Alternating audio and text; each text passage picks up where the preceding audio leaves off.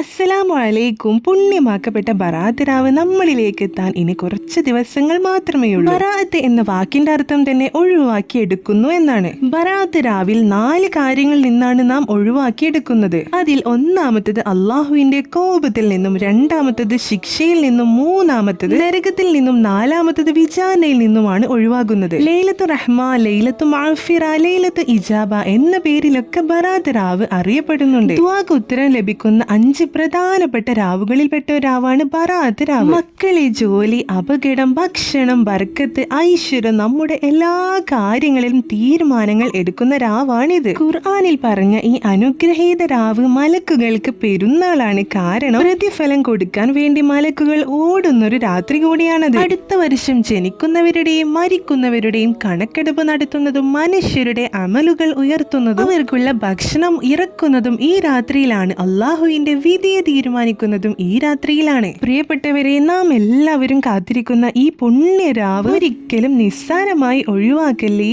ബറാഅത്ത് രാവിൽ നമുക്ക് എല്ലാവർക്കും അറിയുന്ന മുൻഗാമികൾ ചെയ്തു പോകുന്നൊരു അമലാണ് 3 യാസീൻ ഓതൽ. 3 യാസീൻ ഓതൽ മഗ്‌രിബിന് ശേഷമാകുന്നതാണ് ഏറ്റവും നല്ലത്. കാരണം ബറാഅത്ത് രാവ് തുടങ്ങുന്നത് തന്നെ മഗ്‌രിബിന് ശേഷമാണല്ലോ. ഒന്നാമത്തെ യാസീൻ ഓതുമ്പോൾ നാം നിയ്യത്ത് വെക്കേണ്ടത് നമുക്കും നമ്മുടെ കുടുംബത്തിനും ആയുസ്സിൽ നല്ല ബർക്കത്തുണ്ടാവാനും ആരോഗ്യമുള്ള ദീർഘായുസ് ഉണ്ടാവാനുമാണ്. ഇനി രണ്ടാമത്തെ യാസീൻ ഓതുമ്പോൾ നാം നിയ്യത്ത് വെക്കേണ്ടത് ഭക്ഷണ വിശാലതക്കാണ്. മൂന്നാമത്തെ യാസീൻ ഓതുമ്പോൾ നാം നിയ്യത്ത് വെക്കേണ്ടത് നമ്മുടെ അന്ത്യം നന്നാവാനും മരണപ്പെട്ടു പോയവർക്ക് അള്ളാഹുവിന്റെ പരലോകത്ത് പൊരുത്തം കിട്ടാൻ വേണ്ടിയിട്ടുമാണ്. അതിനുശേഷം സൂറത്ത് ദുഹാൻ ഓതുന്നതും, മുൽക്ക് സൂറത്ത് ഓതുന്നതും, വാഖിയ സൂറത്ത് ഓതുന്നതും, റഹ്മാൻ സൂറത്ത് ഓതുന്നതൊക്കെ വളരെയധികം ശ്രേഷ്ഠമേറിയിട്ടുള്ള ഒരു കാര്യമാണ്. നമ്മുടെ നബി മുഹമ്മദ് നബി സല്ലല്ലാഹു അലൈഹി വസല്ലമ തങ്ങളുടെ ഉമ്മത്തിന് മാത്രം കിട്ടിയ ഒരു ഭാഗ്യമായതുകൊണ്ട് തന്നെ ഈ രാവിനെ നാം പരമാവധി ഉപയോഗപ്പെടുത്തണം. നമുക്കറിയുന്ന ദിക്റുകളും സ്വലാത്തുകളൊക്കെ ഈ രാവിൽ വർദ്ധിപ്പിക്കുക. ഈ രാവിൽ ചൊല്ലേണ്ട ഒരു ദിക്റും കൂടിയാണ് സുബ്ഹാനല്ലാഹി വൽഹംദുലില്ലാഹി വലാ ഇലാഹ ഇല്ലല്ലാഹു വല്ലാഹു അക്ബർ എന്ന ദിക്ർ. റബ്ബനാ ആതിനാ ഫിദ്ദുനിയ ഹസനതൻ വഫിൽ ആഖിറതി ഹസനതൻ വഖിനാ അദാബന്നാർ എന്ന ദുആവും അല്ലാഹുമ്മ അജിർനി മിനന്നാർ എന്ന ദുആവും ഈ ദിക്റുകളും ദുആകളൊക്കെ ഈ രാവിൽ വർദ്ധിപ്പിക്കുന്നത് വളരെ നല്ല കാര്യമാണ്. ഇത് മാത്രമല്ല, നമുക്ക് അറിയുന്ന എല്ലാ ദിക്റും എല്ലാ